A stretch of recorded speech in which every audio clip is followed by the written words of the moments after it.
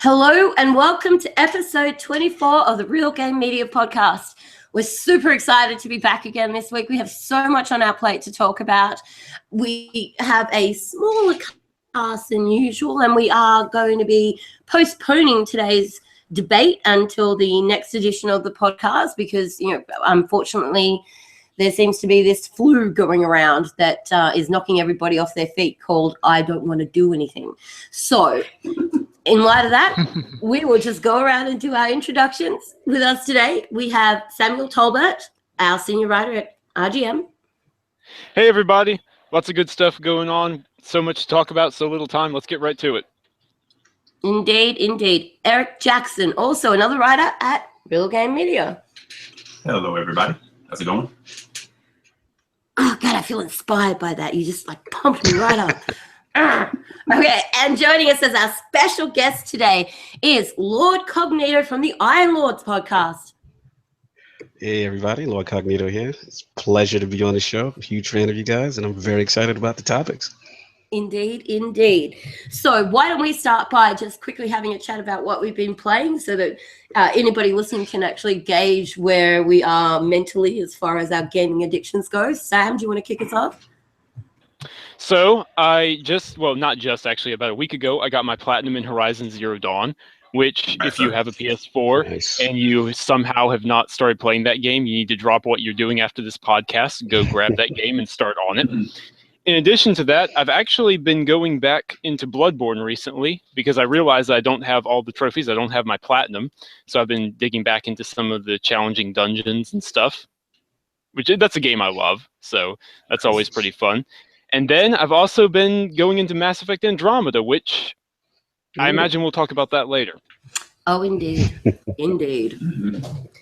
Eric, you been playing anything this week? Oh, yeah. Indeed. Well, actually, like Sam, this week I got my Platinum in Horizon as well. Awesome game. And again, like Sam said, I recommend if you have a PS4, you should be playing that game for real. So now that I'm done with that, I was kind of wandering aimlessly a little bit this week, so I was just kind of jumping in and out of stuff. I did start on Breath of the Wild.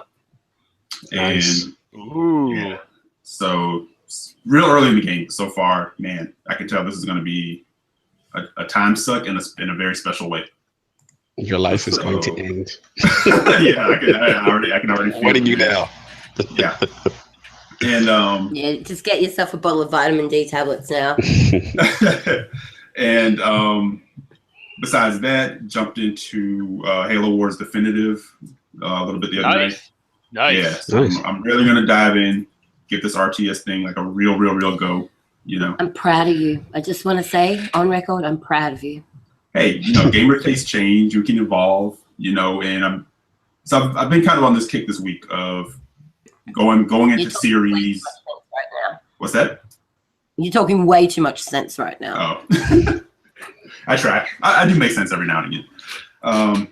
But jumping in some series that I really never had any major interest in or love for, right? So one being Halo Wars, the other being Dead Rising. I was never a big fan of those games, so I've had Dead Rising 3 sitting here for a long time. So I'm going to jump into that one.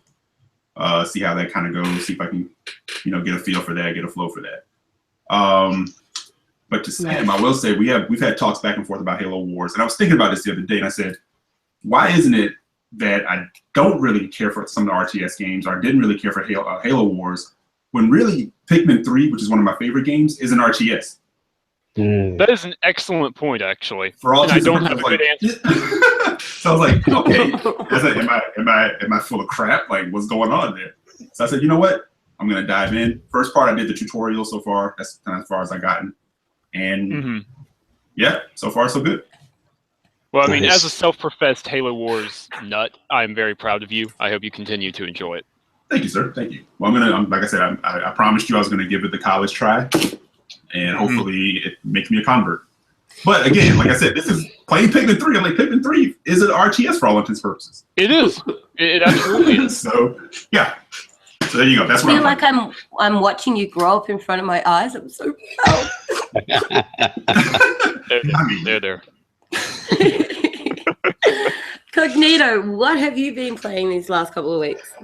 Oh man, it's been very difficult. I've been to prime me off of Zelda Breath of the Wild. I've been really engrossed with that. But the cool thing about the Switch is I can take that on the go. So I do it in bits and pieces. So, but I've been really, opening up shrines and having a lot of fun, just picking different adventures to go on, as far as the open world and how vast it is. And as far as at home, I've just started Mass Effect Andromeda. I know we'll get into a lot of that a little bit later. But yeah, I've been starting to get to the early stages of that and hit EOS and see the story develop a little bit more. So those are the two things I've been kind of engrossed with. Sneaked in a little bit of Ghost Recon Wildlands in between there. And getting ready for Destiny 2 and the Destiny update coming soon. So I have to discuss that. Nice, nice. Oh, Cognito, I'm doing Breath of the Wild on Wii U, by the way. I didn't pick up a Switch yet. Okay. Yeah. I wonder if the DLC is coming in the Wii, because I know they're doing the season pass thing. So I was very curious about that, if that's going to be extended. You know what's funny? I haven't heard anything about that. That's a good question. Yeah, something I got to look into. I would hope so. I mean, you wouldn't want them to do like a thing that they've done with Call of Duty, where it's like, well, you can play it on the 360, but Okay. the entire game will still charge you full price. But you're right. You go. A quick Google search shows that it is in fact coming to the Wii U release. You can read it. Oh, cool. Okay. Because for all intents and purposes, they've kind of like acted like the Wii U. Hey, that's done. We're Switch people over here now. See, Uncle Google knows all. It's nice. So I have gotten my platinum in Horizon Zero Dawn this past fortnight. Congratulations. Yeah, that was a thing. I couldn't put it down. The game I've been playing the most of, though, since then is this game called Sulking. Because I just finished one of the greatest video games I've ever put my hands on, and I'm literally sitting around sulking. I'm just like, well, what do I do now? Like, my life has no purpose, and no other game can compare. And I was sulking for a good minute, but then Andromeda came out, and then I started sulking again. No, I'm joking. Different reasons. So yeah, I have been putting a bit of work into Andromeda, and like everybody else, I will reserve my opinions for that until we get to that segment. Usually, I'm the type of gamer that will come to a podcast with just like a stupid long list of games that I've been playing on like Xbox and PlayStation and my Vita and my phone. And, actually speaking of, I have been playing this game that's in beta at the moment called Armajet on my phone, but I'll get into that a little bit later too.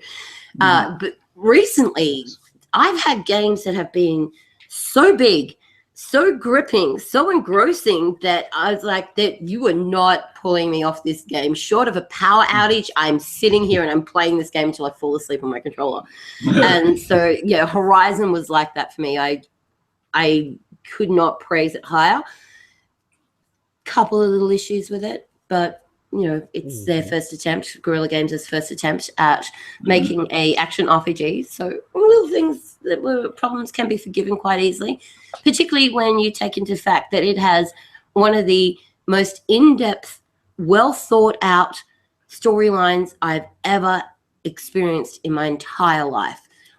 From the moment that the game starts to the cutscene at the end of the credits, it keeps blowing your mind. So yeah, we may need to have a loved podcast on that. We need to. Yeah. We really need to.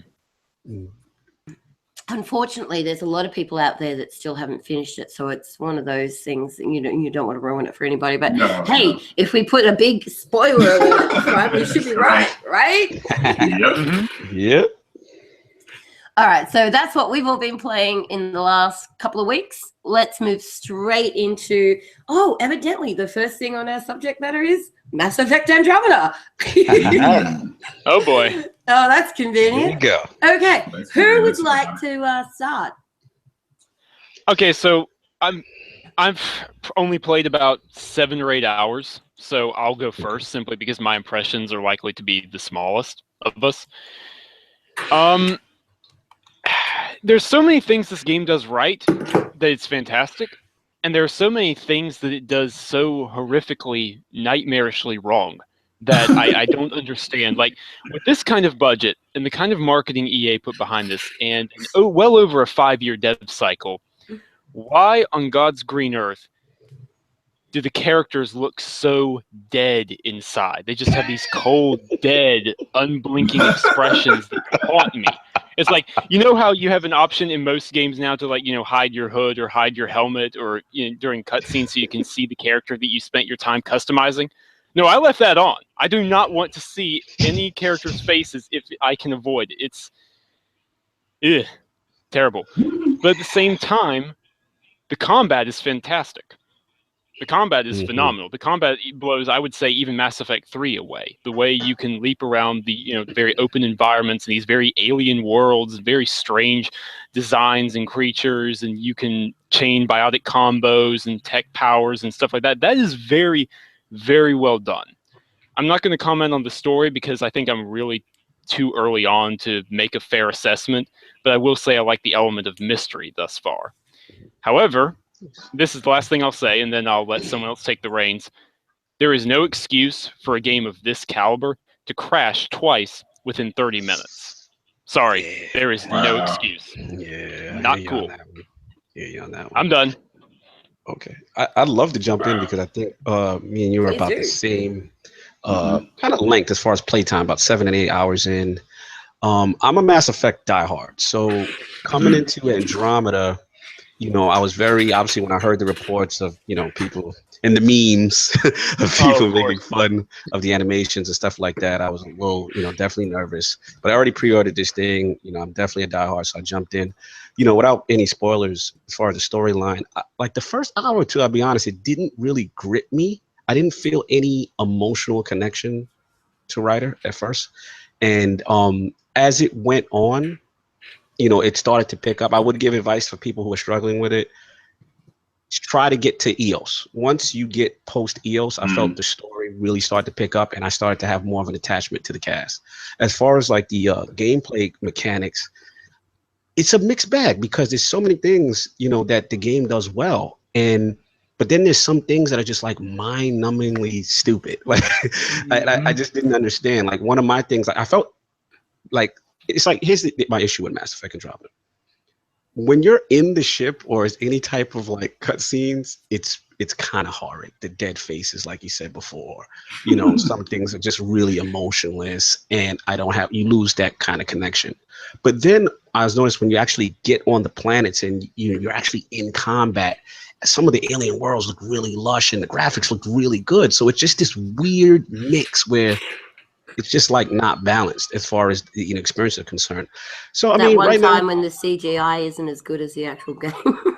Yeah. So you know, it's a mixed bag. I will say it is getting better for me post EOS. The last thing I want to comment on is the combat. I love the dash. I love the platforming elements that they've added to it. I thought that was really cool. But the one negative I want to say is that what I missed about from the other Mass Effects that Andromeda doesn't have is I missed the combat wheel, because I felt that tactically I could kind of pause and then I can tell squad mate A, okay, you do this power on this enemy. Squad mate B, you do that. Like, that's gone now. So I don't feel I have that. Oh, really? Yeah. All you can do with your squad mates is just say, move here, move there, or both of you guys move together. Like, so that aspect sucks to me, especially the customization. Like, I was a guy that would really be hands-on with customization of my teammates, and it kind of gave you that sense of, you know, each one had their own personality kind of thing. So I felt that kind of loss, and that's a big gripe for me. But again, other than those things, I do love, you know, like I said, moving around. Oh, one more last point, sorry. Cover. Like the cover system. I miss the old kind of Gears of War, stick to the wall manual kind of thing, where now it's kind of like you draw your weapon and then it auto sticks to cover when your weapon is drawn, but if not, it really doesn't. So that takes some getting used to, but that's my impressions of it so far. I'm trying to hang in, but it's getting a little better. So we'll see how it goes. I'm curious to see where the ride takes me. Okay. Nice. Now, Eric, I know you haven't embarked on Andromeda yet, but what about the game is exciting you or putting you off? Actually, oddly enough, like the animation part of it. Let me say this: I was on a blackout from the game, so when I started seeing the impressions and people, kind of putting their comments in, like I was kind of coming in not really knowing what a lot of the animation stuff looked like, and then I saw like a couple of things, and like Sam said, my first reaction was, "Wow, man, they look like they're like possessed, like children of the type stuff." Right? So, but that wasn't the thing that was off-putting me from like jumping right in. It was some of the other people who I follow giving their impressions after the EA access, early access stuff of the bugs. So, because even the animation part, I was like, I can get past that. I played some games with some pretty crappy animation, but I still dug them. It's like whatever, right. As long as it's, because the gameplay still looks solid, the worlds look fun. So that's all I was concerned with. So that's what put me off the most. I just kind of said, I have my copy on the way. I was just gonna kind of wait for Bioware to hit a couple of these bugs, but it sounds like they're starting to already kind of address it. So yeah, I'm probably gonna go ahead and jump in. Cause like Cognito, like I'm a huge Mass Effect fan, Nice. So it was kind of disappointing to hear like that that middle of the road. Mm-hmm. Either you loved it or you hated it, because I expected this to be totally like Mass Effect is here, because we've been waiting for this. Exactly. Right. I think that's what we all expected. Right. Mm-hmm. So to get that reaction, it was like, oh, dang.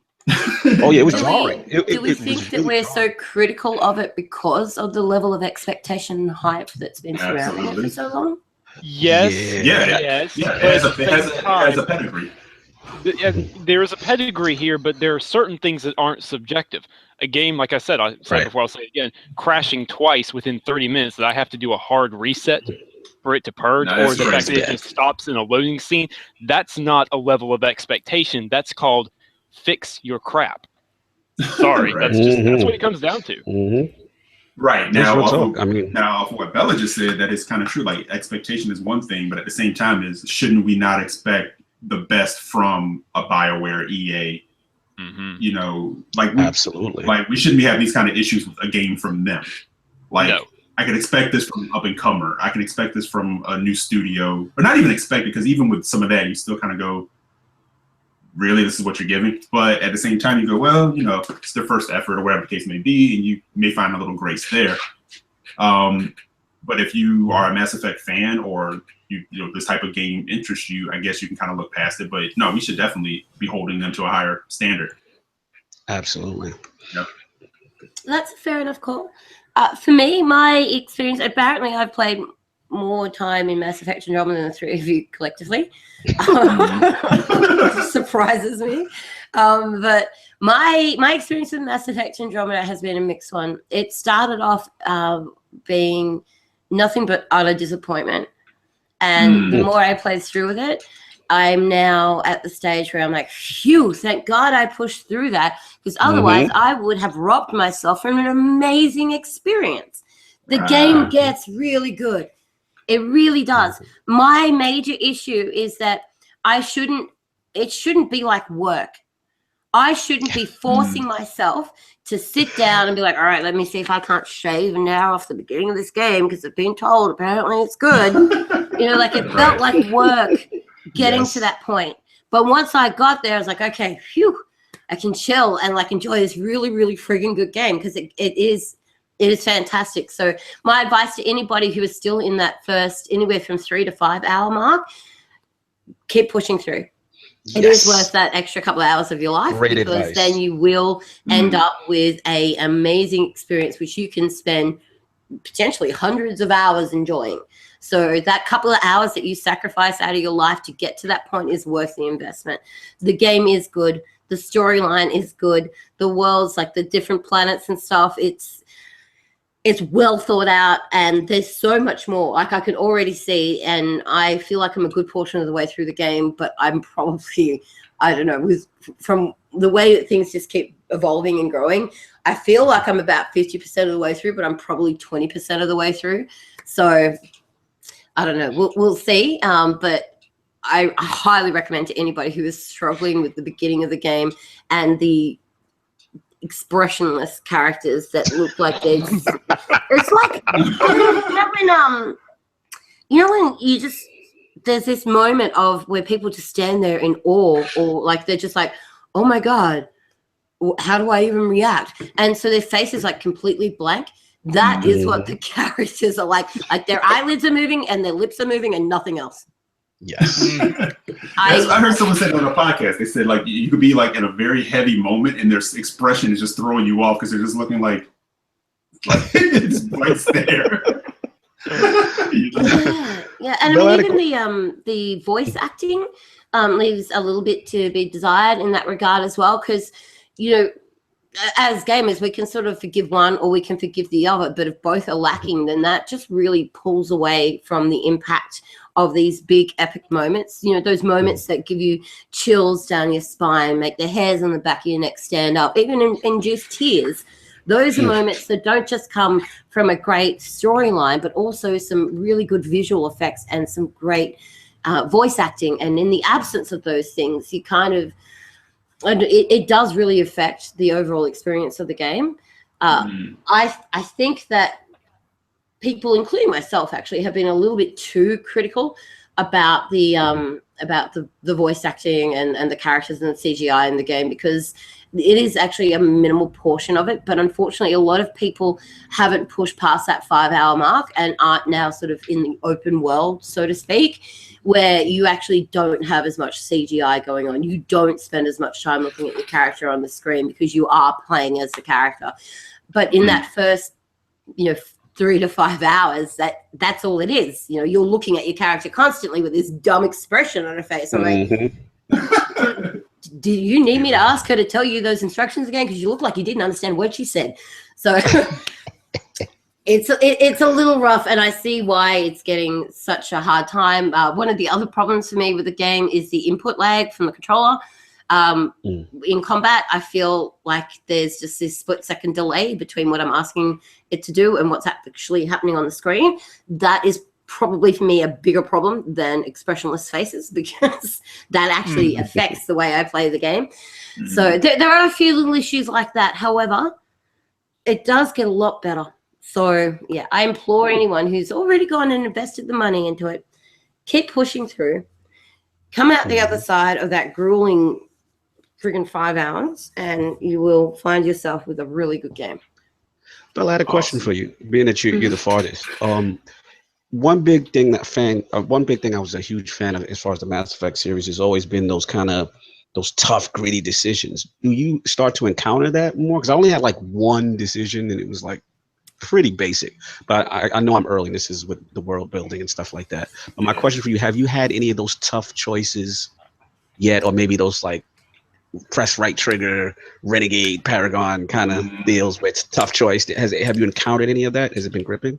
Without giving anything away, you can rest assured you are going to be happy in that regard. Okay, good. All right. That's what I like. Yeah, because in past Mass Effects, man, that was some moments where you're like, I got to go get like something to drink and eat and really think about what I'm going to do. Oh, yeah. Yeah. Nice. Yeah. Do I destroy this entire race, or do I, Exactly. Yeah.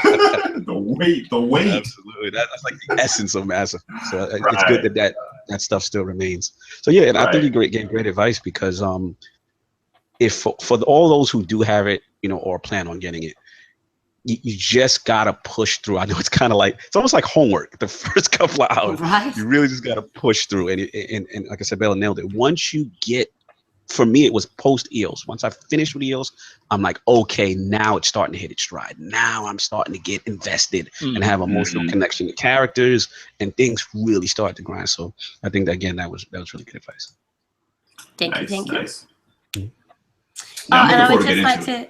Oh, sorry, Eric. Please go ahead. Oh no, I was just saying I'm looking forward to getting into it, because outside of like the animation stuff, but just looking at the world and looking at the combat, I'm like, looks like Mass Effect. Oh, the worlds look fantastic. Even on EOS, even early on in the game, the world, the alien environments look phenomenal. No question there. Oh, yeah. Even that first one with the lightning and all that. Wow, this looks really good. Oh, yeah. Nice. Well, I'm ready. Indeed. And quickly before we move on, I would just like to give a quick shout out to Pam, Sam's mom, who's in the chat section. Hi, Mom. Hey, Mom. Hey, Mom. It's fantastic that your mom comes and listens to our podcast, dude. Like that is She's fantastic. Awesome. She's awesome. That is a brilliant way to support your children. Good work, Pam. Nice.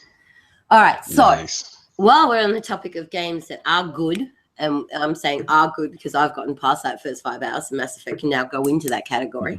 A week ago, I wanted to burn it with fire, but now it's good. So on the topic of games that are good, Horizon Zero Dawn has an expansion in development, apparently. Now, this, for somebody who just spent, I was at the point one night where I came home from work, and I was so used to coming home and jumping into Horizon Zero Dawn that I walked in the door, I fed the cat, so, got myself organized for the evening, poured a glass of wine, went to turn on my PlayStation, and I just sort of looked at it.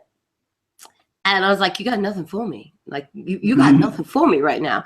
And I went and sat down on the couch, and I cuddled up with my cushion, and I just had a bit of a sulk. I'm just like, well, what am I supposed to do now? Like, why would you do this to me, Guerrilla Games? Why would you give me something so fantastic and then take it away again? It's not fair.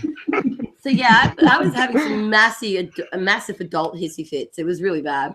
That's a good thing, though, man.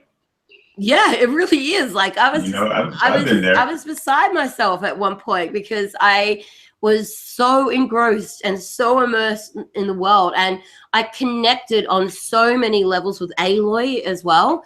And so it was like I had this great friendship, and then my friend just like packed up and moved overseas. It was rough. I was like, what do we do? But hearing that there is an expansion coming out, oh my God, I nearly cried. I was like, oh, thank you. She's coming back to visit for the holidays. Woo! So yeah, I was really excited about that. Yep. How does anybody else that's played Horizon feel about that? It's awesome. It's fantastic. Yeah. I mean, I said it back when I was just playing Horizon. It's like, Barry Killzone, it's gone, it's dead. This needs to be Guerrilla Games focus. The only thing I will say is let's maybe not get quite so worked up, and I know it's very difficult because I love Horizon Zero Dawn as much as everybody else here, but they are very early on in development with the expansion, and the game had a 5-year dev time, so it's probably going to be a little while before we see it. That's the only thing I'm throwing out there. I'm still very excited. So I want it to enough already. Stop teasing me. Just give me the extension now. There's no need for this. It's unnecessary and it's cruel. Hey, when that finishes, I tweeted to Gorilla and I said, "This game is amazing. All I want now is to be able to ride a Stormbird." Oh my God! I know. Right? Like, why is this not a thing? This would have taken this game from being epic to being game of the century. If I could have written one of those Stormbirds, oh my God! In the battle. Why just like put a strap around its neck, ride all cowboy style across the countryside? That would have been so cool. Yeah, I have to agree. But yeah, I honestly thought as I was progressing through the game, it was going to be a thing that you were going to be, because I'm like, why on earth would they put like these really cool, massive bird-like creatures in here? Maybe you could use that instead of fast travel or something. But no, it wasn't a thing. Should have been a thing, but wasn't a thing. Take notes, Gorilla. We know you're listening. Right. Put them in. Oh, dear. So we've just had Tommy in the chat section ask, did any of us get the Platinum in Horizon Zero Dawn? He's just joined us, so he's missed what we were saying earlier. But yes, I have the Platinum, Eric has the Platinum, and Sam has the Platinum. So yeah, we Platinumed the shit out of that game. Yeah, it was happening. Yeah, Nice. the Platinums for everyone, just handing them out on the corner store. So, all right. So let's move right along, because you know how much I will fangirl out over Horizon. If you let me, like, we'll be here 3 hours, and I'll still be like, and then Aloy said this, and then she looked at this guy, and then it was like that, and then so we'll be here for forever. So Dark Souls 3, the Ring City gets a launch trailer. Okay, this is one game that not only do I love, but I hate. And I think everybody has that love-hate relationship with Dark Souls, and that is what makes it so captivating. It makes it so addictive. Is you will die over and over and over and over and over and over and over again. And you will want to smash your controller. You will get up and walk away and have a hissy fit. You'll uninstall the game and then 2 months later reinstall the game. Like, that is how hard Dark Souls can punish you. But when you beat one of those big bosses, particularly if you're playing it with a couple of other friends and you like overcome some of the most massive epic battles, you feel like an absolute badass boss. Like you're like on top of the world. I am the man or woman, as it would be. That is one game that can be so gratifying and so destructive to your morality at the same time. But on that note, the new trailer has come out and it says that we are going to start to get more of the integral pieces of the jigsaw puzzle that have been missing are going to be put into play. So we're going to get answers. We're going to start to understand what's going on. There's going to be less speculation and us having to formulate an idea ourselves and more information provided. Who wants to chime in? Bring it. I love Dark Souls. I'm a Souls bro. So, just give it to me. Bro. Souls bro? Did you actually just say that? You're a Souls bro? I did. Oh, goodness. Anyone else here a Souls fan? Yep.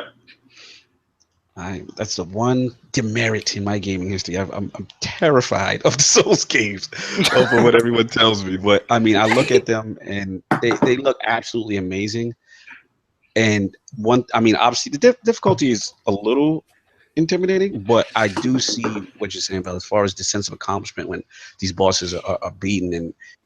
And after seeing the trailer, I was very impressed. I was very impressed from what I'm seeing. I am going to make the jump eventually. I'm going to dip my feet in the water and become a Souls bro.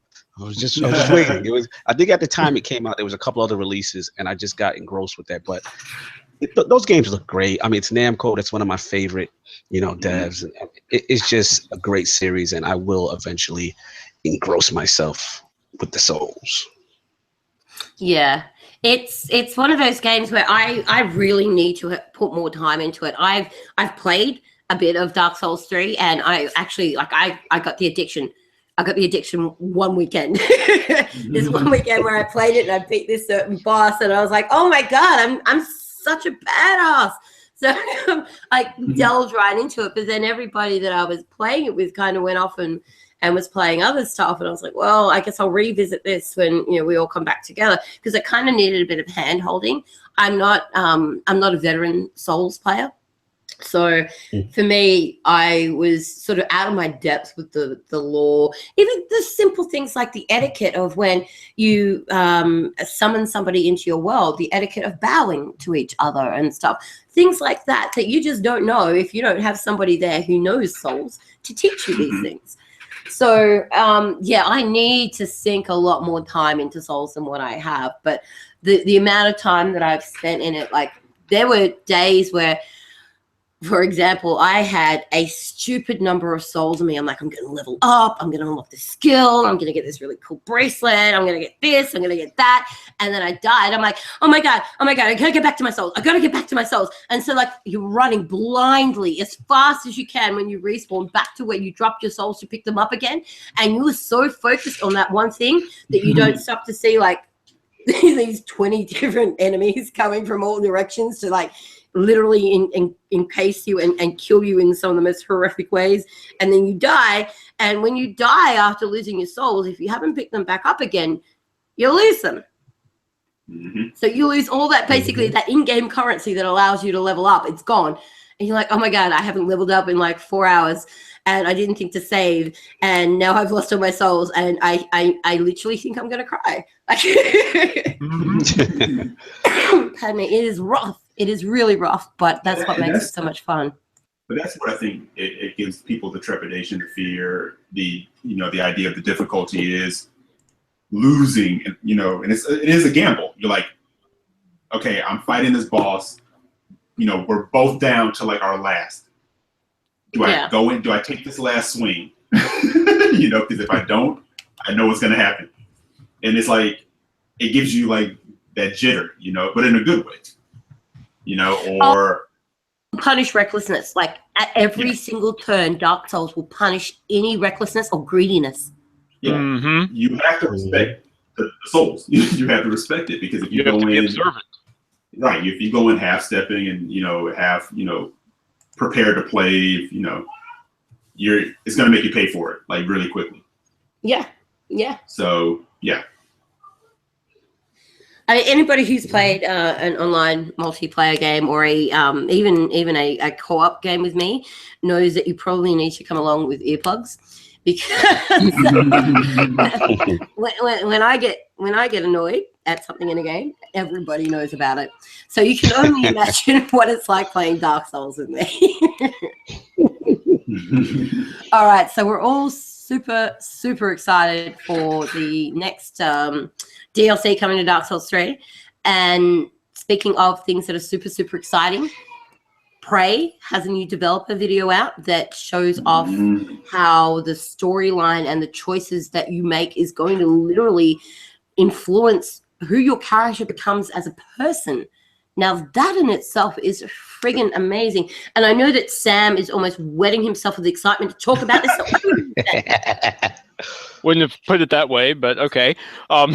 It is extremely exciting for people who know the studio behind this. Arcane Studios are the same ones who made Dishonored and Dishonored 2.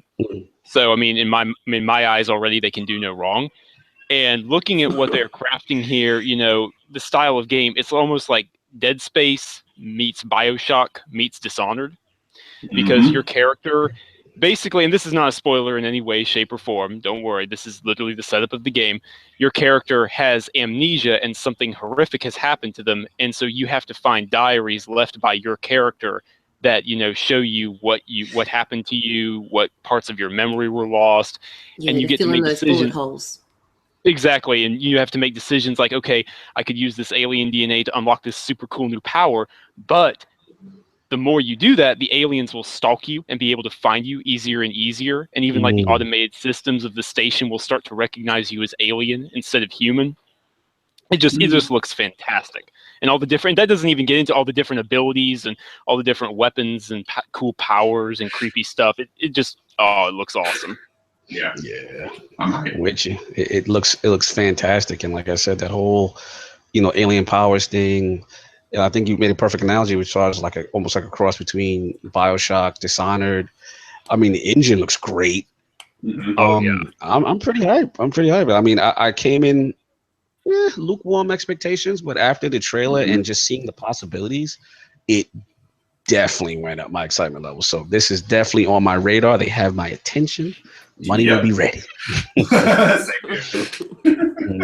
You've got that meme from Futurama ready to go. Ready to go. Shut up and take my Take the money. I was thinking of the one. You had my curiosity, but now you have my attention. Yeah. Absolutely. I'd like to subscribe to your magazine. Oh, goodness. Yeah, Prey looks fantastic. I always enjoy any experience that it's not so much different, like, because all games are different, but there's they're a bit of a splice of a variety of other games. It's like just like any movie these days, really. Like watching any movie that is a completely original concept is very, very it's a sparse thing to happen. That's kind of, I think, why Horizon Zero Dawn hit people so hard, because it is such an original concept of taking the machines. And anyway, see how I got back to Horizon already? So moving along. With Prey, the way that they are enabling you to write your own story almost in the character development, the personality development, that for me is really, really fantastic. It's refreshing to see more development studios take that path and to give us more of the control over the game. And when you think about that from a development viewpoint, that is a massive feat. Instead of going, right, here's a deliverable, and you must go from A to B to get to C to get to D, which is what most games are, and that's how we are raised playing them, to be able to go, right, here is A, go wherever you want, and this game will allow you to do it. Right. And I really love that. I have so much respect for a studio that has enough confidence in its own ability and its staff and the talent that they have on board to actually take that kind of approach to a video game. So yeah, I'm excited for Prey. And hearing you talk like that is even more reason why you need to be playing Dishonored. Yeah, man. No, like seriously, Dishonored is one of my favorite series, right? Oh, it's so serious. Yeah, and it was a pleasant surprise, from last generation because it wasn't a majorly talked about game. It just kind of came in under the radar. Like if you knew about it, you knew about it. Some people didn't, and I think it hit a lot of people in the head. Like, wow, Mm-hmm. Absolutely. Right. Yeah, I'm just not really good with the sneaky little ninja stuff. I'm more of like a bull in a china shop. That's the thing. You don't have to, though. That's the beauty of Dishonored. No, that's it's like sneak. Or it's like you want to butcher your way all the way through here to your objective with, your sword and crazy powers. All right, cool. You can do that too. Mm-hmm. Okay. Well, let's not turn this into let's convince Bella to play Dishonored podcast. Let's move it along. Pressure. Now we're going to allow Mr. Cognito, and let's introduce him in his full name. Yes. Lord Cognito. We are going to let Lord Cognito take on the next subject matter of the Destiny 2 poster that was released and the potential release date. How about it? So thank you very much. I was so excited for this time. As you know, Destiny is Bay. That is my heart. When I first saw it, the promotional leak, I guess, the posters, the first two images, I immediately said, nah, can't be. I guess what threw me off initially was that the faces of the Guardians were exposed. And I thought that maybe not something that would be legitimate. But as, things started to come out more and more, and I believe Kotaku's editor, this guy, Jason Schreier, he's the one that always has he must have a snitch at Bungie. His information is so accurate as far as their timeline and their whole expansion thing. So once he confirmed, I'm like, okay, it's true. But just on the base level of what was actually leaked as far as the release date and the potential beta actually coming out on PlayStation first was a little disappointment because Xbox is my platform as far as playing Destiny is concerned.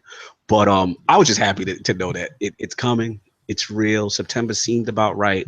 That's generally when Bungie does all their major DLC releases.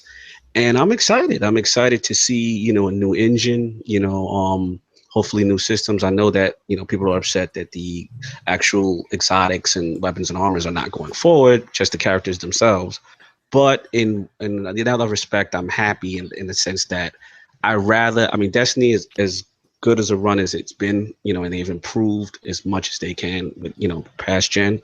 It would be nice to see a clean slate and just new engines and hopefully dedicated servers for those servers and just a graphical upgrade for, especially for Scorpio coming and PS4 Pro. That would be great to see if they can push those limits in that as well. So I'm very excited.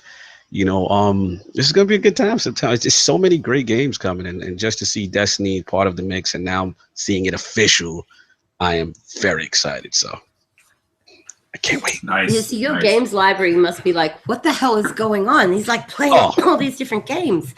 We only usually have to load Destiny. Yeah.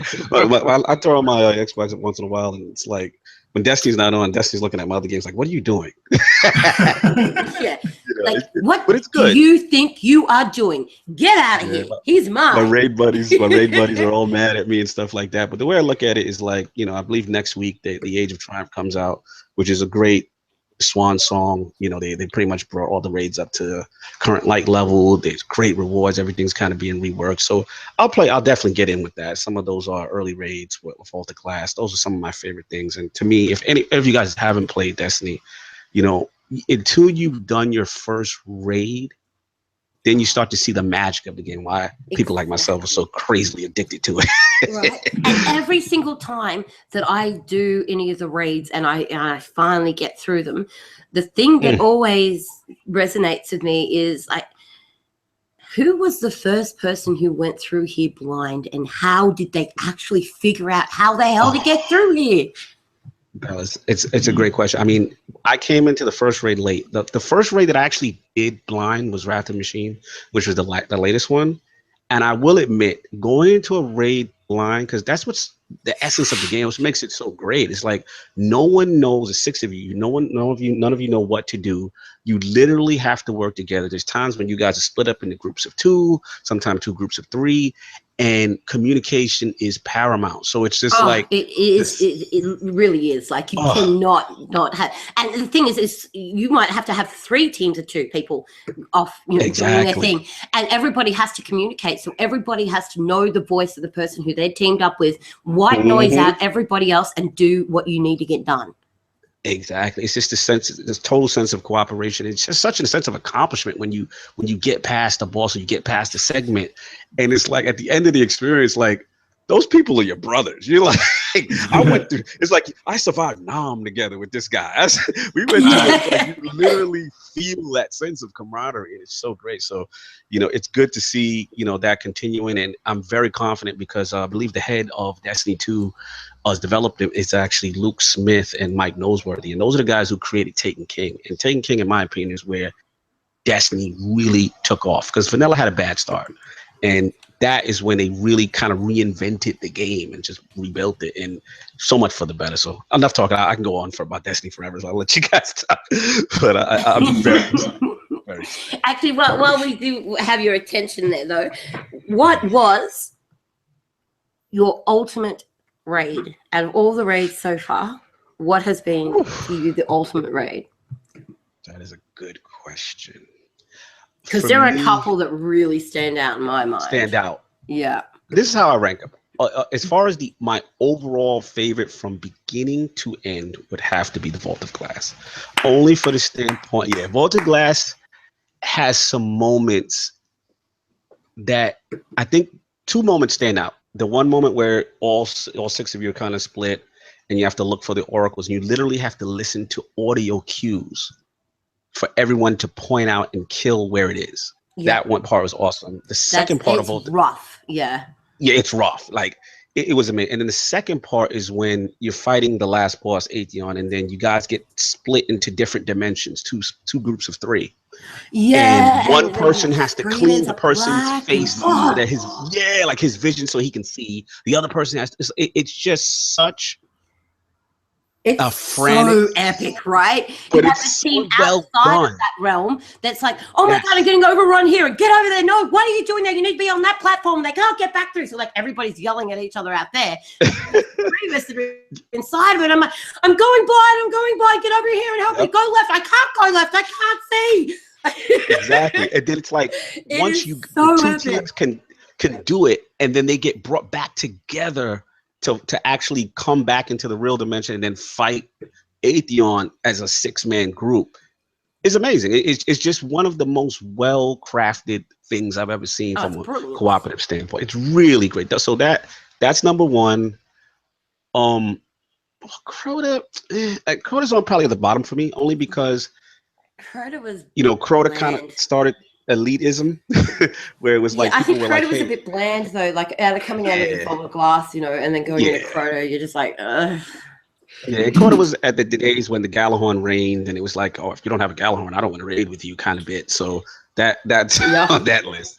I will say this though, Taken King was good. It was just extremely hard. It was extremely hard because Taken King is the type of raid that if one person messes up, you kind of will start to look at him angry. Yeah. Like, who invited Eric? Who invited Sam? Who invited... it's one of those raids. It is that bad, though. It is that bad. And that is probably why it's my favorite, because at that point, that raid, and oh my God, we're going off in Destiny tangent, so we will wrap this up really quickly. But that raid is at the point where they actually started to gear the raids back towards the formula that worked well in the Vault of Glass. Yes. And so that is why it was so great, because they re-implemented that formula and then they expanded on it. And literally, I have been in teams of some very capable Destiny Guardians who we can get through the Vault of Glass almost with our eyes closed. But with the Taken King, we could sometimes, it would take us like 6 hours. We'd be there 6 hours restarting. And then someone would be like, oh, I've got to go for dinner. And we're like, well, damn.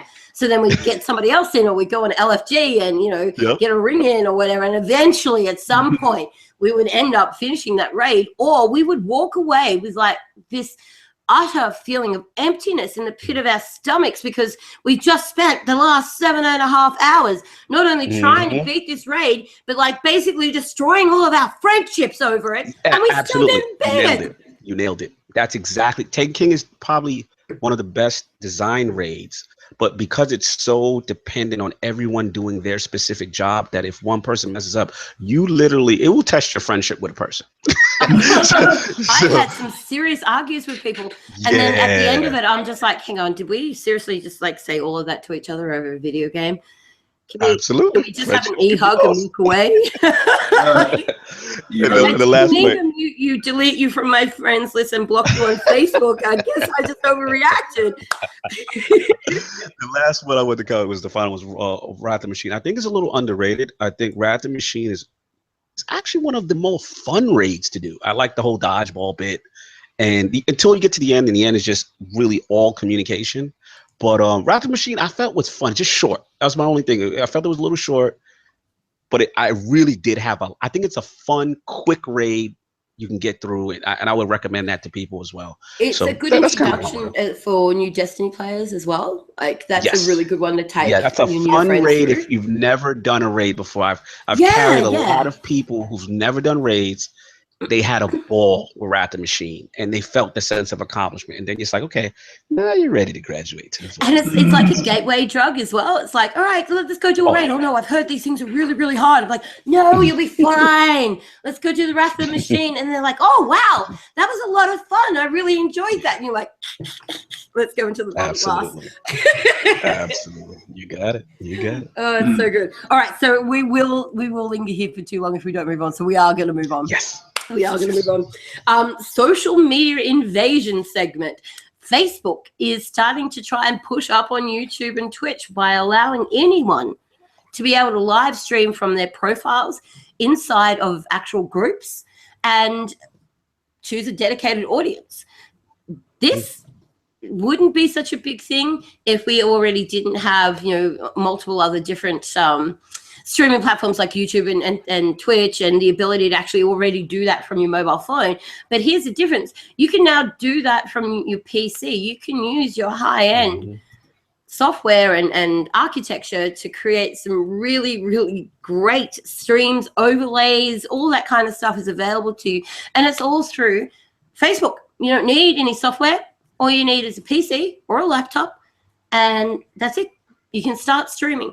And this, I think for me, the most important part about this is that for people who want to start streaming that are a little bit scared about maybe dipping their toes into the big wide ocean of Twitter and of Twitch and YouTube, because literally anybody can watch whatever it is that you're live streaming.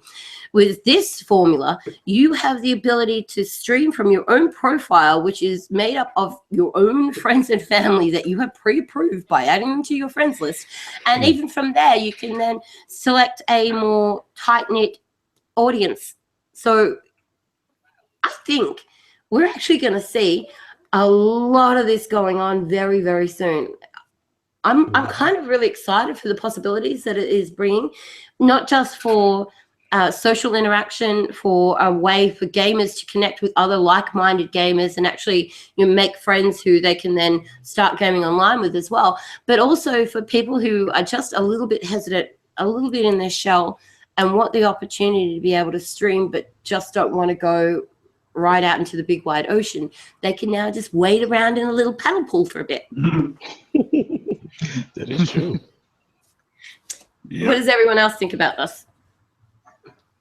So, I think just like you kind of hit on there, the privacy aspect, the comfortability level, that's going to be the main selling point for this feature. And not to mention the fact that Facebook is so widespread that, it makes it for people to latch onto.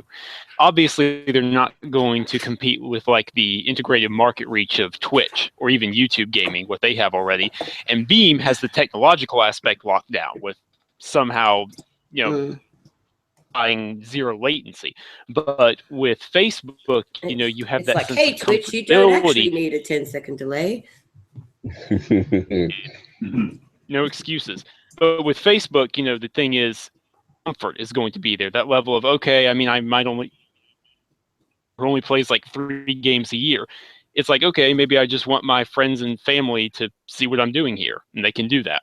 So I think that's going to be the key feature, and it'll be interesting to see just how many people start using it versus like Twitch or YouTube or Beam. Indeed.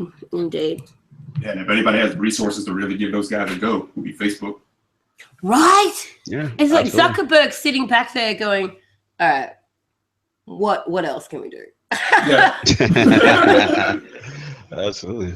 Yep. Yeah, I mean, it's one of those things that yeah, I'm sorry if you want to jump in, go right ahead. Go ahead, Agnew.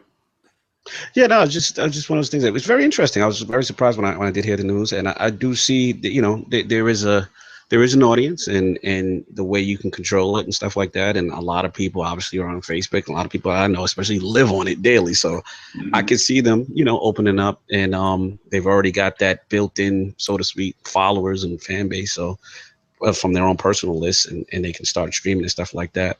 So it'll be interesting. You got, you still got YouTube, you still got Twitch. I don't know if you guys have tried Beam. Microsoft Surface is pretty cool too.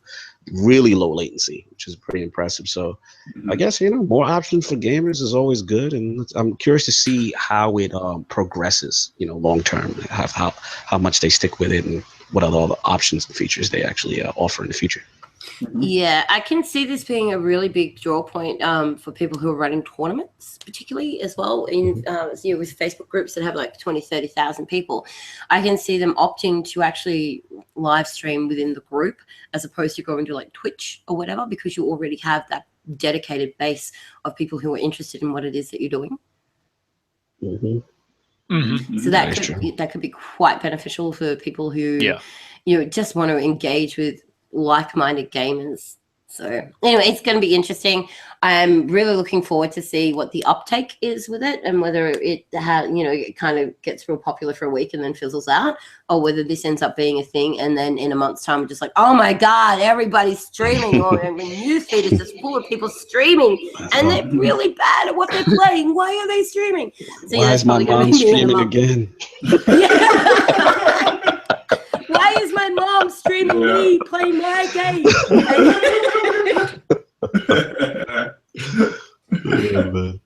It'll be good. It'll be good. I look forward to seeing how this unfolds. So it's a bit exciting. So moving along to our next segment, which is switching it up. See what I did there? Yeah. You get on about my puns. Good grief. Hey, at least I have good ones. Nintendo has identified that the cause of the Switch's JoyCon wireless issues. Does anyone here have a Switch apart from Cognito? I don't have one yet. All right, so are you having any issues with your Switch, and is the JoyCon wireless issues a problem for you? All right, first, before we start the topic, Laura Cognito is Switch gang. I am indoctrinated right now, and it's so funny because I haven't bought a Nintendo system in such a long time. So, as far as the question with the Joy-Cons, I personally do not have an issue. I tested it from different distances with varied obstructions, just to make sure that what I was testing just wasn't because I was so close. I tried it in tablet mode. I tried it in docked mode, and I didn't have the issue. So from what I've been hearing, it's a manufacturing issue, I guess, with certain the way Nintendo's trying to categorize it. It's like, it's no major hardware issue. It's just some, I guess one factory kind of thing. They're trying to say it's isolated to one factory, and I guess throwing those guys under the bus. But I know a lot of people who do have the issue, and it's pretty unfortunate because one of the cooler things about the system is actually, disconnecting those Joy-Cons and playing with them individually, or playing a game like Snipper Clips, which is an amazing party game. And you hand each person a separate Joy-Con.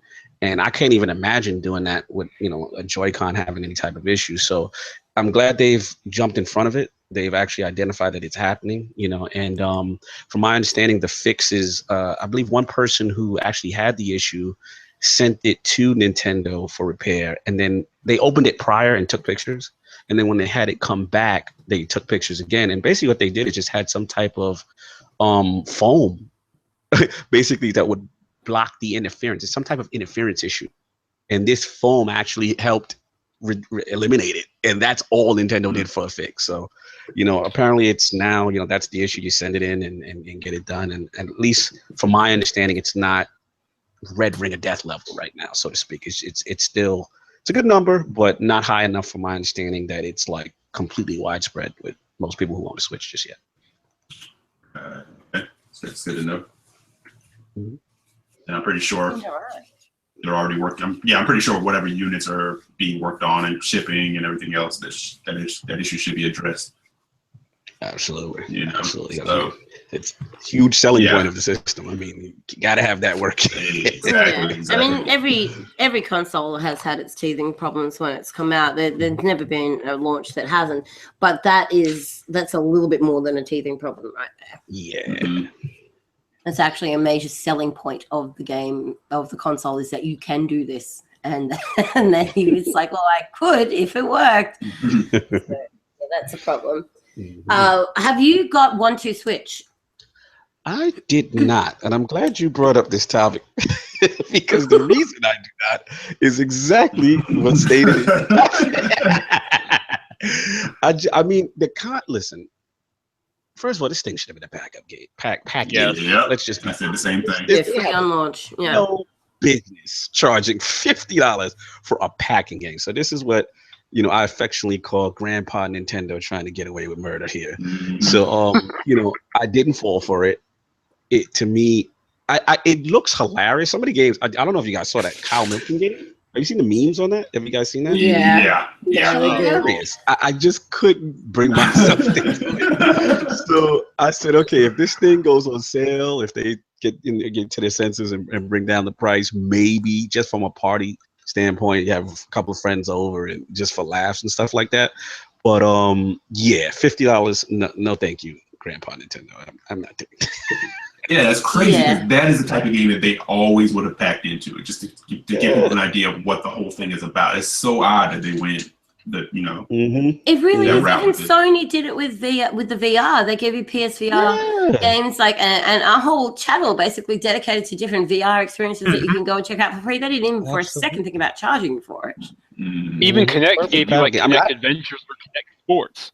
Yeah, exactly. And I have a theory on it, and I guess because if you look at the Switch right now, I mean, my friends laugh at me. I mean, if you really break down all the individual costs that you have to make for the Switch, it's ridiculous. It's ridiculous. Yeah. I've spent so much money because I'm the type of person that have to have certain accessories, the Pro Controller and this, and then, oh, by the way, the grip that comes with it doesn't charge it. Then you have to buy a separate charging grip. Oh, then it's USB-C, and you have to have a USB-C cable because, it doesn't come with it. It's just all these minute expenses that add up. Oh, by the way, it doesn't have an Ethernet port. So if you want to we have a USB to Ethernet converter. It's hilarious. And so the way I look at it is that they've probably taken such a loss with the Wii U financially, and this is their way of kind of nickel and diming their way back financially into the scene. And, I fell for it, willingly. I just really did like the tech and the hardware. And I mean, I'm very impressed with what I have, but I will be the first to admit they are ridiculous when it comes to accessories and some of the pricing on games, because I don't know if you guys are aware that some of the third-party games actually maybe $5 to $10 more on a Switch port.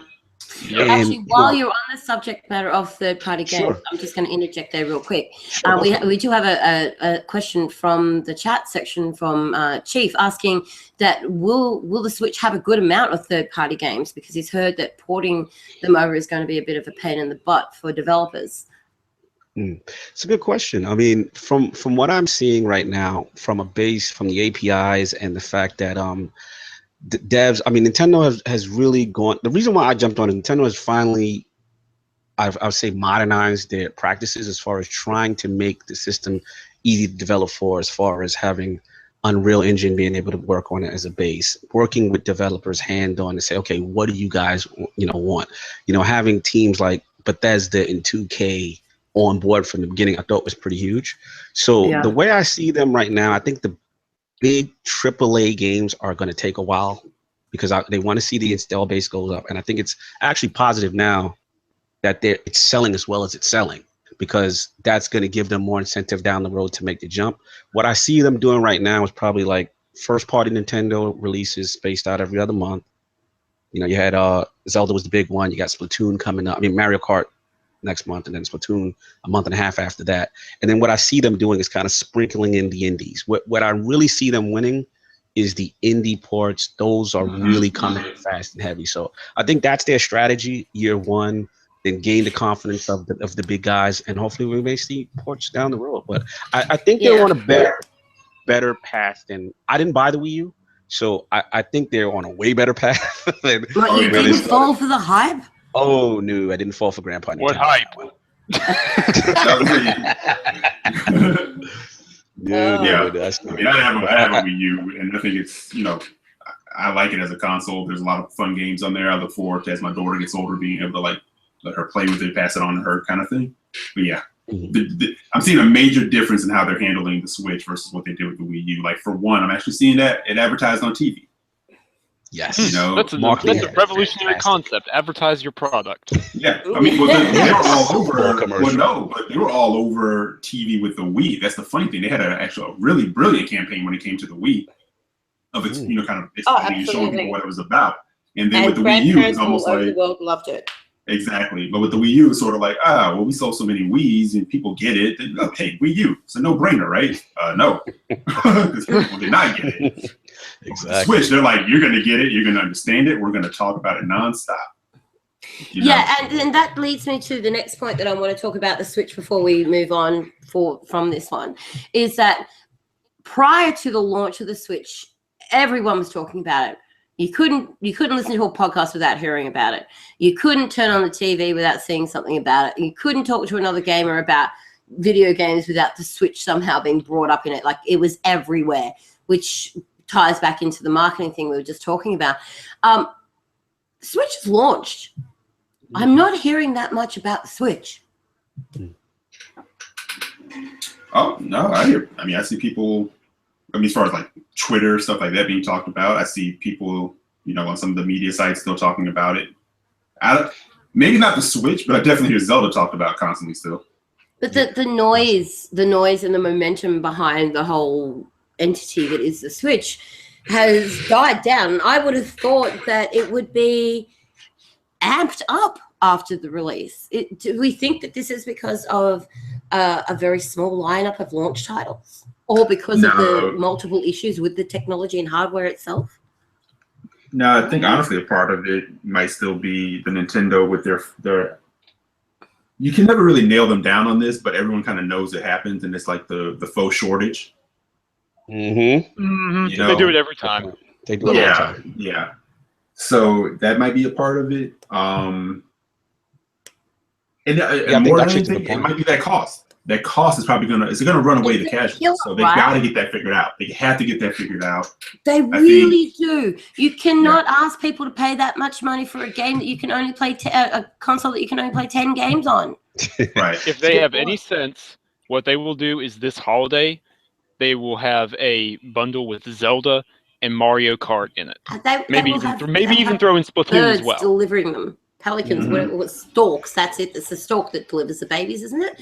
They will have storks flying around the countryside, just delivering the consoles to us, and make us pay for the games.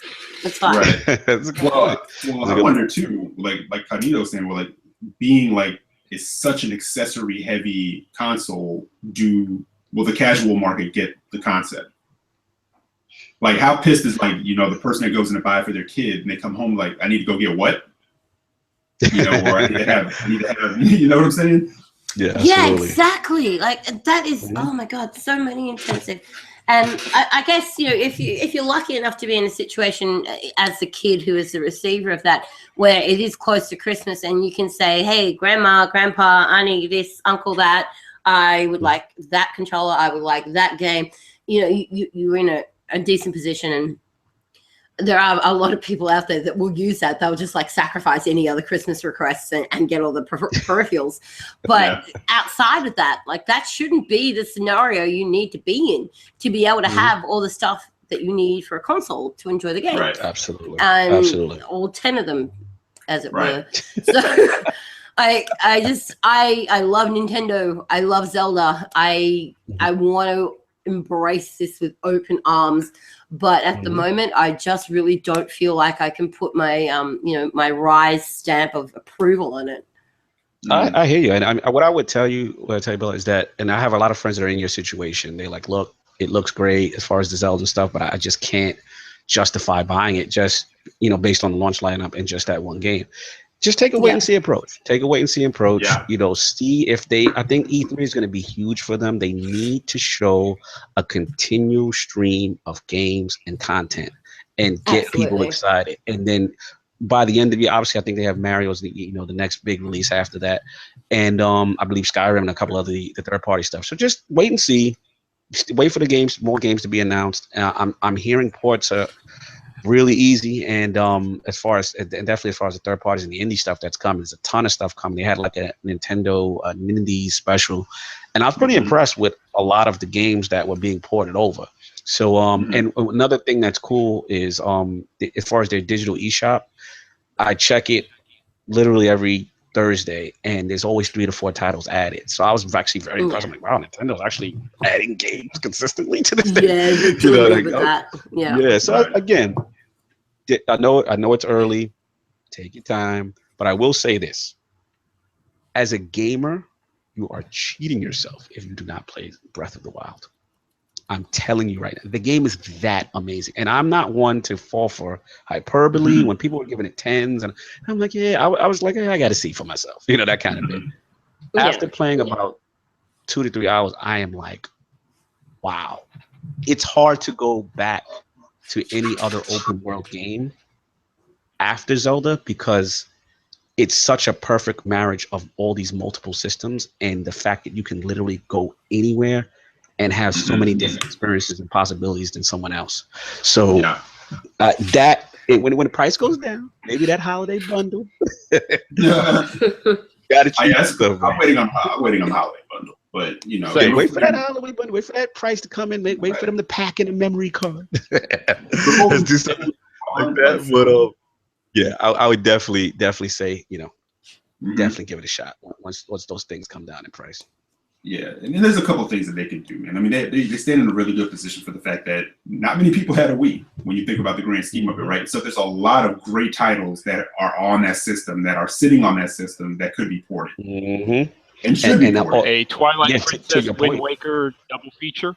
That was a good idea of the day. To your point, which is their ace in the hole that they haven't announced yet, is Virtual Console. They did say it's coming. So you're talking about the entire NES, SNES, GameCube, all those games. And the fact that the Joy-Cons essentially can emulate a Wii, those games can be ported as well. So they're sitting on things that if they do it correctly, they have a chance to get those Wii U owners who felt burnt. Like, hey, I don't know about you yet. You guys did me dirty with the last system. That kind of thing. And I would be wooing as many independent developers as possible to get their games like on this, because they could achieve essentially what the Vita was supposed to in a way, which Sony got into some trouble for. Is I can be playing this on my TV. I can get up, walk out of my house, and I can be in the car with my friends playing, or I can be on the bus or doing whatever and literally continue. Absolutely. Like where I left off. That's one of the most amazing features of the system. I mean, it has one of the best suspend. I mean, I literally press it. There's no time to look. It's instant, and it does not even consume power. It's really an amazing feature. That is like the selling point of the system.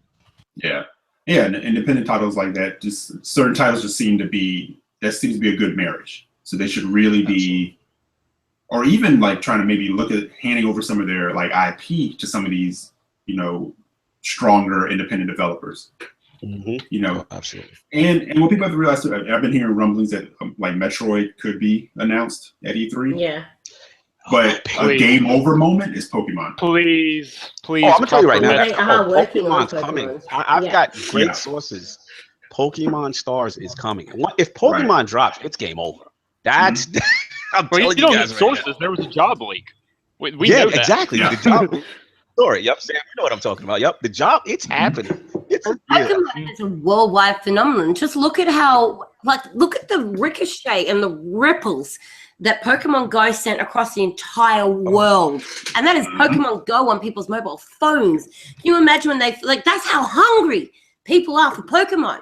Can you imagine what's going to happen when they bring out the next Pokemon on consoles? People die for Pokemon. Right, because they literally have to catch them all. I have to. People who were like walking off of cliffs and in the truck. Just come on, yo. Like that's some power. That's some powerful IP. You know? That's a powerful IP. It's insane. It's to the point where the military were actually getting briefed about Pokemon Go. The military actually got briefed about Pokemon Go. Like that is how much of an effect the Pokemon franchise has on the world. People lose their minds. It's insane. Yeah, and in fact now they don't have to share, Pokemon doesn't have to live on a 3DS or, because everybody was saying, well, Wii U might have done better if it had a Pokemon, like a true Pokemon game. But they put it on 3DS where the bigger install base was. Now this is like their focus. Yep, absolutely. Yep. Yeah. It's nuts. It's nuts. So yeah, you bring that Pokemon, Nintendo, and you got some sales. You got the money. You'll have all the money. I'm gonna convert you to Switch gang. Don't you worry. Oh goodness. All right. So before we spend exactly. Before we spend too much time switching it up, let's move on to our next segment, which is Netflix and Chill. Warner Brother has teased the official Justice League trailer, which shows off the different league members. Now, I know you've all watched the trailer. What did you think? What level of hype are we at? Can I go Zack first? Snyder. Its visual design will be perfection. Yep. It's about everything else I'm worried about. Yeah. And I just want to add, they have never had a trailer problem. If you could just go out, if they could get Rotten Tomato ratings off the trailers, they'd be 98 like all the time. It's when you actually go and see the garbage that they're putting in front of you. That's where the problem comes. My concern is how they're rushing this. And I say that as someone who enjoyed Batman v Superman. As a film, I enjoyed it. As a part of the DC universe, it's a huge problem. Yes. Those are actually two very separate things. That is true. And I'm on the reverse. Like I really like Zack Snyder. Watchmen is probably one of my favorite, comic films that has ever been created. The fact that he was able to translate that into a movie and actually make it work. But it doesn't mean that the DC property is the right, like Batman or Superman is the right match for him. Like I honestly think he would have been better off doing like Suicide Squad. That seems to me fit more into his wheelhouse. But that being said, the trailer, again, it looks, it's fine, but I've been so burned by them that I'm just like, I'm very much I'm waiting to see. I can't get hype anymore over what they're showing. I hate the Flash's costume. Yeah, I don't like it either. I hate how it looks. So yeah, terrible. It's awful. Yeah, I think I'm with you guys. I mean, I saw it. I mean, it looks good. I was pleasantly surprised. I'm coming in cautiously optimistic. Eric has nailed it. It was just like I remember seeing the Batman versus Superman trailer. I was just like, wow, this looks good. I'm like, I'm hyped, and then the movie happened. And then I'm like, okay. Yeah, Jesse Eisenberg opened his mouth, and I'm like, oh, God. Yeah, you just did, Eric. I'm with you, Eric. That was the moment I got disconnected. Like, I did not like him as Lex at all. I thought that was cast.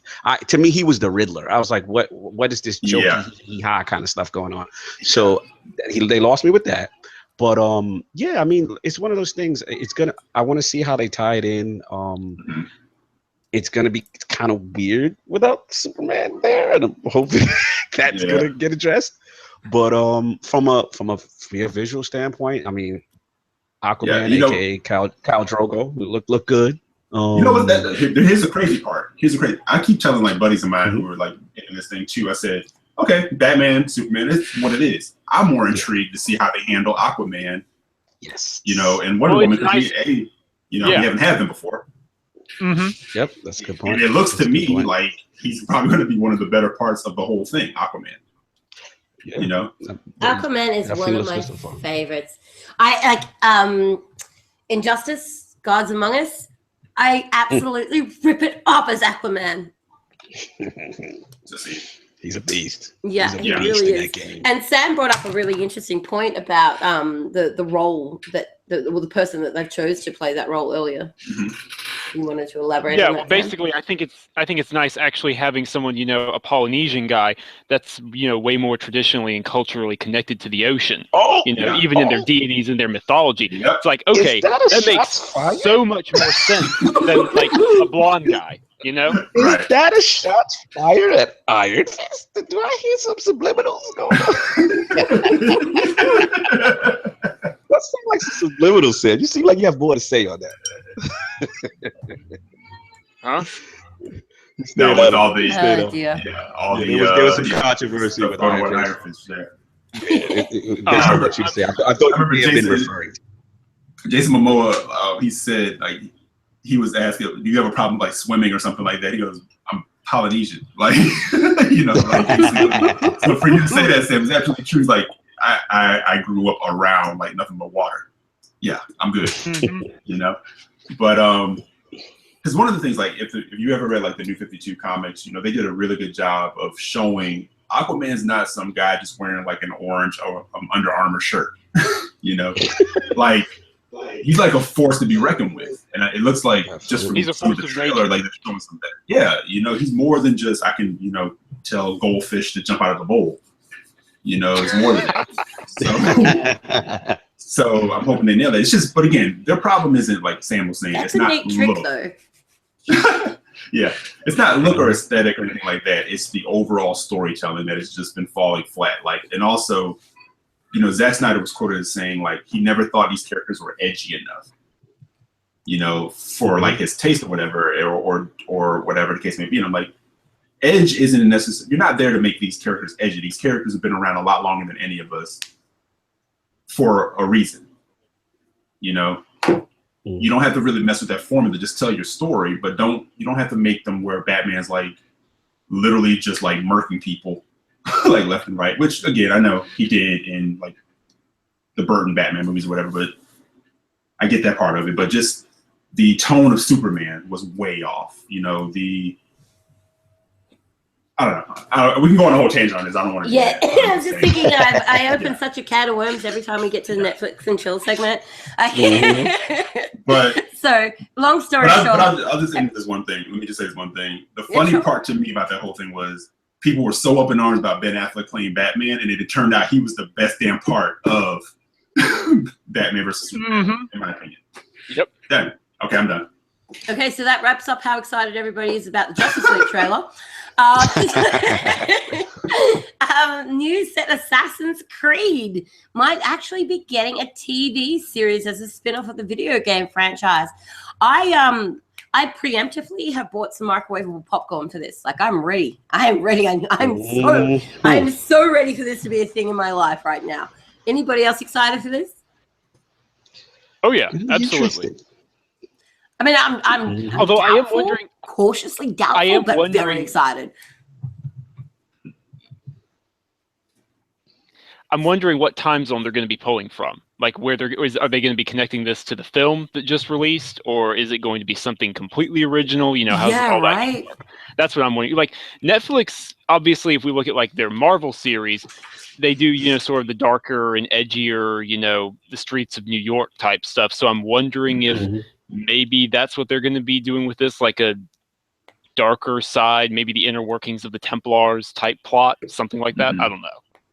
It has to be something set back, around the time of any particular revolution. Like it has to be historical for it to really have the correct level of impact that you would expect from Assassin's Creed.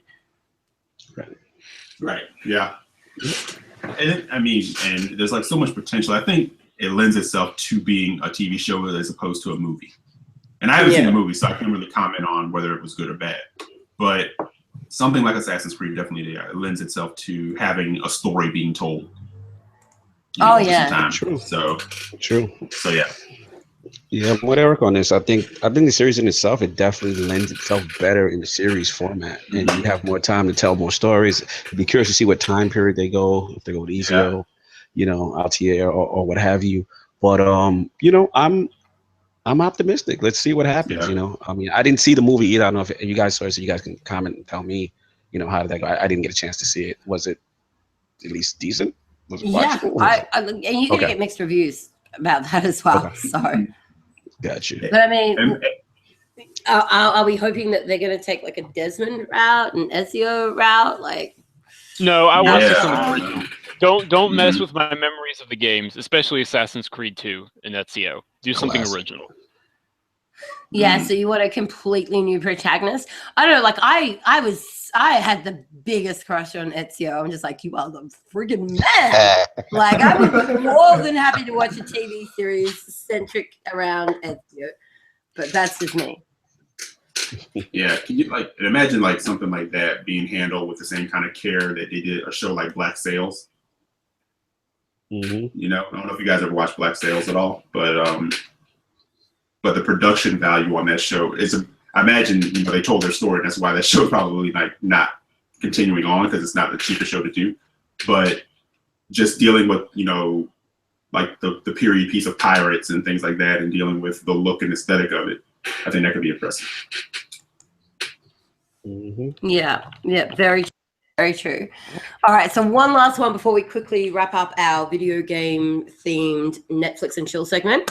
Dreamworks has released the first Captain Underpants trailer. Oh my God, this looks like so much fun. Who's seen it? Who's excited? I want to watch it today. Like, that looks fantastic. I have not seen it. I have not seen it. Because I linked it to you in the agenda. Yeah. Sorry. Busted. It just looks like a lot of light-hearted fun. Like the type of movie that you could sit down and watch, completely forget about being an adult, like having any sort of responsibilities, and just laugh at some stupidness. That is what excites me about Captain Underpants, because it is dumb on top of dumb on top of stupid, laugh after laugh. And I'm really looking forward to it. You gotta get your mindless fun on every now and then. That's right? Cool. Yeah, exactly. All right, so that wraps up Netflix and chill then. So let's move on to the very last segment.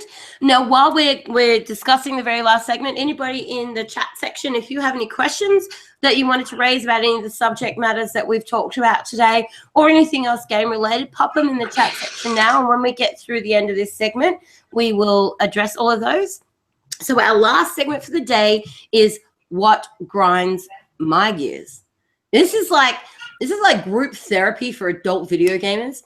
So it's very productive. We all walk away feeling like, we've got some serious issues off our chest that are obviously first world problems, but problems nonetheless.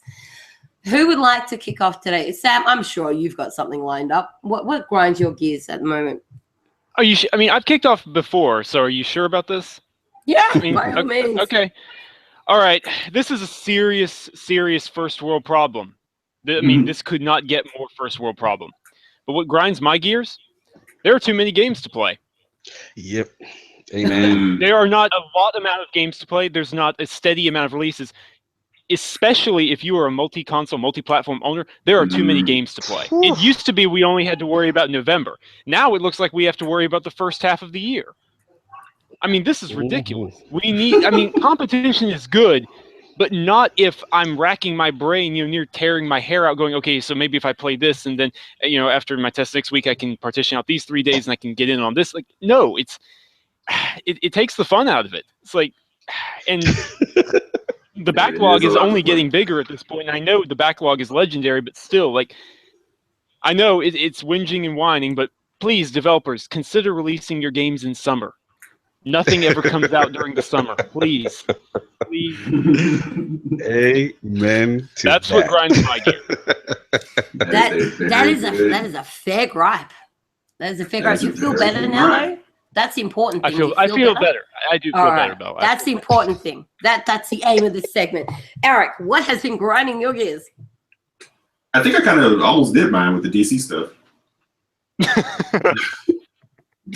Honestly. You gotta get something else though. That doesn't count.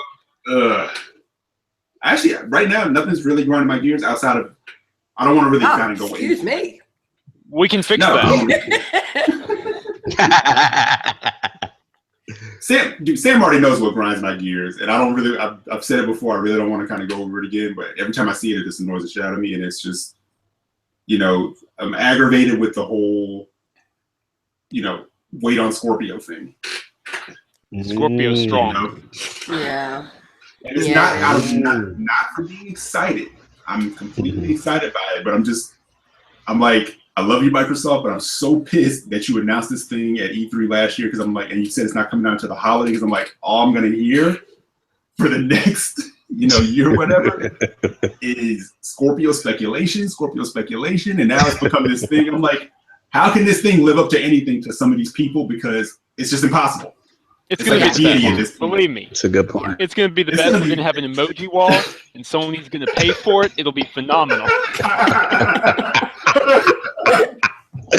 That's a valid point. Got that bill passed. Anyway, but I'm just saying, I've said it before. Those who have a realistic expectation are in for a treat. Those who have built this thing up into the first of its name are going to be completely Yeah. Anyway, that's what grinds on here. Do you feel better now, though? No, because it's going to continue.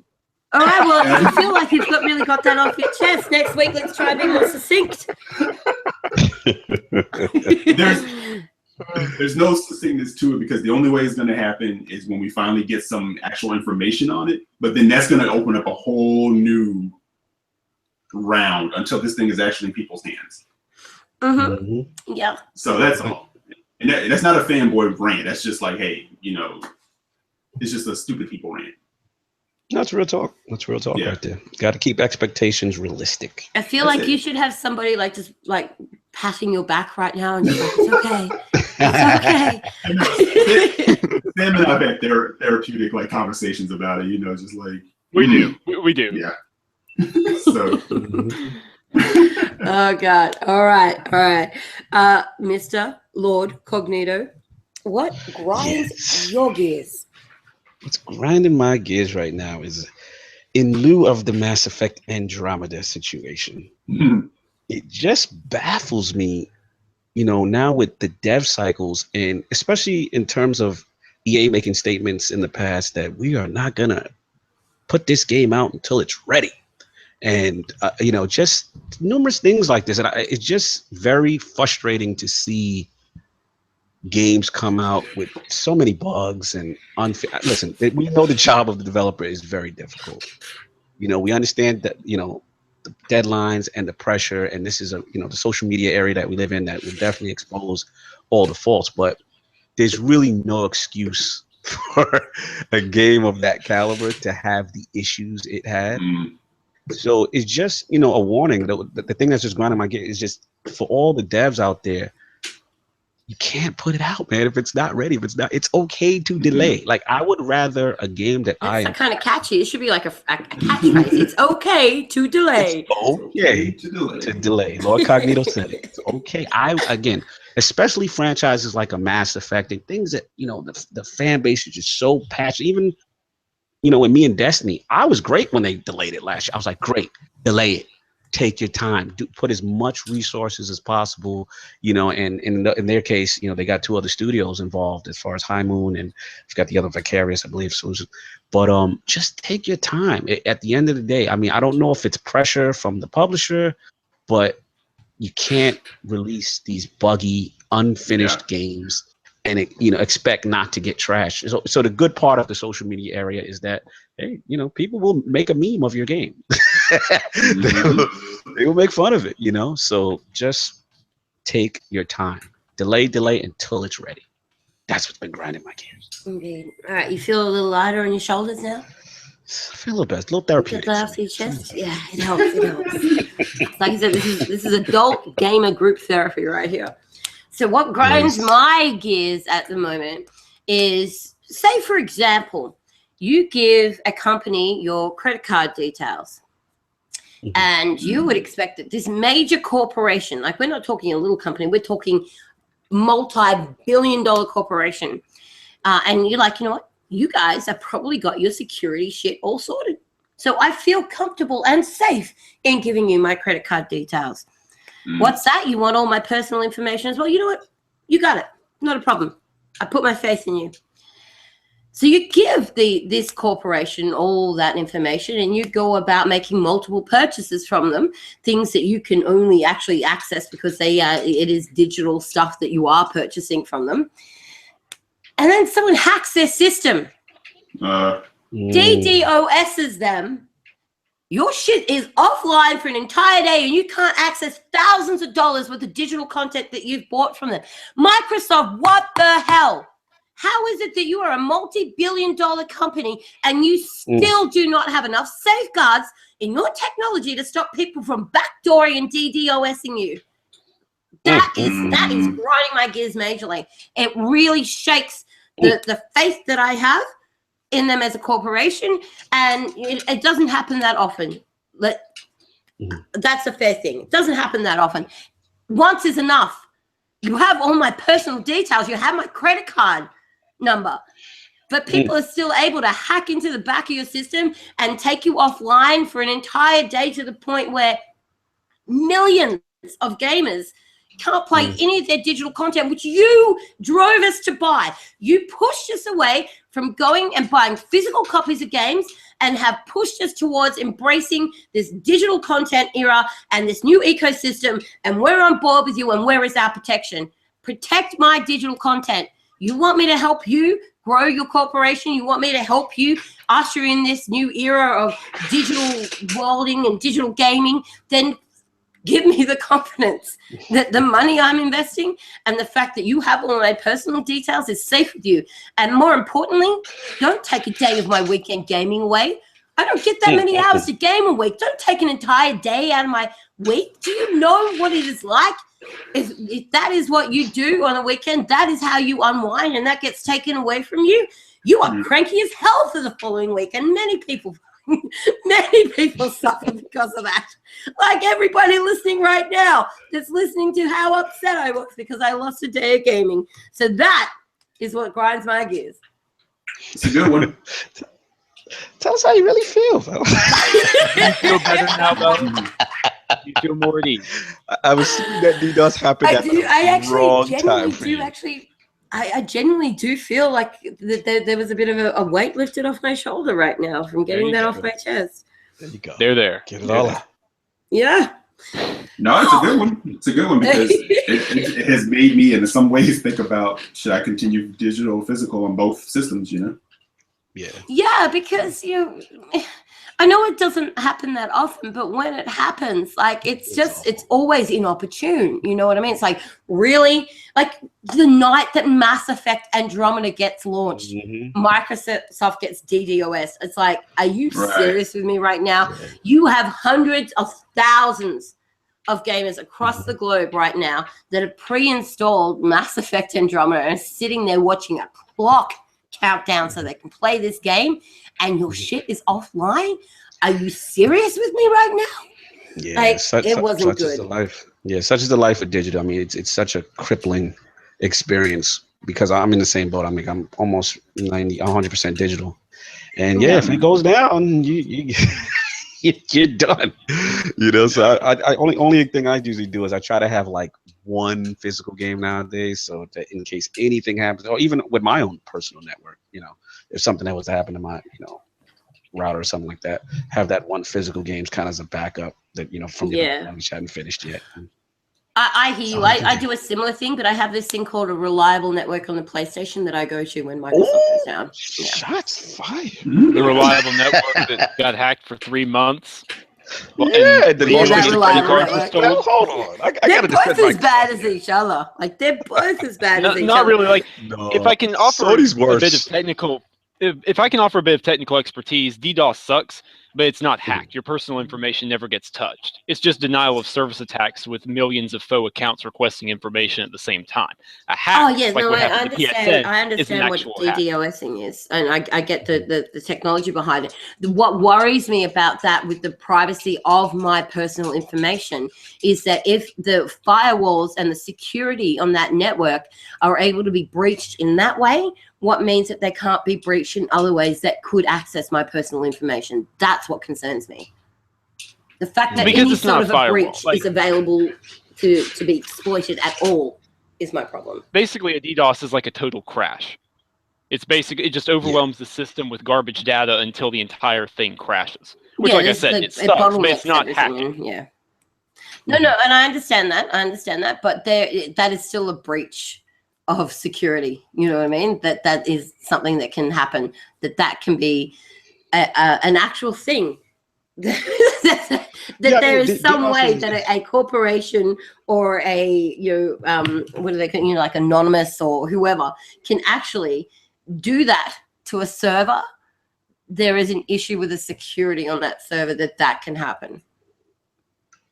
There's a few things you can do about a DDoS, but there's some. I mean, they can try to take some actions as far as the traffic is concerned. But yeah, there should be no reason why the authentication servers, if that goes down, it doesn't. That's the handshake with your digital library. So they have to do a better job of either having more or taking more safeguards with that. That I agree with you. Like that shouldn't happen, from the digital library standpoint. But unfortunately, DDoS is just an overload of data, to routers, so it's kind of hard to completely eliminate it. Yeah, it's very difficult. Very difficult. Well, we're talking about a multi-billion-dollar corporation. I don't care how difficult it is. Get Tony Stark in. I don't care what you need to do. Fix it. Get it done. I'll talk to Phil. Don't worry about it. I'll get it straight for you. Yeah, all right, Phil. Tony Stark, he's got you covered. One-off cost. We'll be fine. All right, so before we quickly wrap up, we did actually have a question dropped in the chat section. So I believe it was Dean, if I remember correctly, has asked Call of Duty World at War II, if it's true, the rumors that is where they're moving to with the next installment in the franchise, what do we think about that? Are we happy about it? Do we not care? Pretty much, I'm sure the blanket response is Call of what? Why World War II again? Why not pull a Far Cry and go to a completely different setting? I said this on a different podcast a while back. Give us the Revolutionary War, but Call of Duty. Incredible. Oh, yes and no. Yes and no. I say yes and no because, that would be really cool to have that kind of diversity in the franchise. I say no because I don't play Call of Duty for that kind of experience. I play Call of Duty so I can have a team of me and 5 other badass soldiers on the ground working together as a team, annihilating anything in our way. That's what I play Call of Duty for. That was basically what happened. If you read up on the history of the Swamp Fox, but okay. That's just my talking about small close quarters 6v6 combat. Like that's a different sort of It doesn't get more close quarters than knives, bayonets, and tomahawks. Yeah, but I mean, we're not playing the I went to say something that was probably not very well worded then. It's not like we're back in the days of Montana mountainsides and we're running around, dressed as Indians and stuff. This is Call of Duty. They're a different thing. They're a different beast. So the concept is really cool, and I see where you're going with it, and I think that there's merit to it. But for me, as somebody who played Call of Duty for many years, that isn't a way I would like to see it head in. Interesting. I'm indifferent. I don't play Call of Duty like that anymore, but I guess the way they're looking at it is the success of Battlefield 1 with them going back to the roots. And I think the hardcore base, some of them still like that, time period. So more power to them. If they do it, great. It's not going to really affect me, though. Yeah, I think most people are just... We're at that point with COD now where we're just like, you know what, enough. Yeah. Amen. Really, you have ridden this horse until it is about ready to die underneath you. Like, Which I never knew when that day was coming. I'm like shocked because I was like, wow. I guess we kind of always knew that it was inevitable, but none of us wanted to believe it because in Call of Duty's like prime years, it was king. Oh yeah, it's juggernaut. Absolutely. It's just one of those things. It's sad to see a king get dethroned, you know. Yeah. And you know, we miss what it used to be. We miss the excitement of coming home and spending several hours just match after match after match after match, playing with your teammates and coordinating together, having all these different strategies for different gameplay styles, and you search and destroy, right? I know you're going to do this. I know that you're our best sniper, so you can go there over that ridge. We know there's a line of sight down here, so I want you to cover that. And this is the most likely 2 points that they're going to come through to try and plant the bomb. Like, that is how insane Call of Duty can be, you know? And that's just search and destroy. So, it is a big shame that it has been reduced to what it now is. Yeah. True. Anyway. Well, that was our question from the audience. So thank you very much for submitting that, Dee. That was actually quite interesting and allowed me to feel, shed a little bit of a tear over Call of Duty. So thanks. That was great. Appreciate it. I'm kidding. All right. So we are about to wrap up for the night. Before we do, I'll just give everybody a quick chance to say their piece before we leave. I think we will start with Lord Cognito. Would you like to do a little bit of a plug about the Iron Lords podcast, et cetera, et cetera? Absolutely. It's a pleasure, of course, to be on RGM with you guys. It's so much fun. Lord Cognito, Iron Lord Podcast. You can catch us on YouTube, iTunes, SoundCloud, Iron Lord Podcast. Every Sunday we tend to go live, and it's more than just Destiny. We've expanded. We talk on the other platforms and stuff like that. So don't be afraid by the name. We do talk everything that's going on in the industry, all platforms. We got a great bunch of guys, good laughs. Check us out tomorrow. Eastern Standard Time, usually around like 11 a.m. And I'm also Cognito on on Xbox One, Cognito 360 on PS4, and Switch Gang. I would give you my name, but they have a friend code and it's a social security number, and I don't feel like giving that out right now. Yeah, they gotta fix. That's another thing. That's another thing they gotta fix, man. Yeah, those friend codes are atrocious. Yeah, can I get your social? What's your social so I can add you as a friend?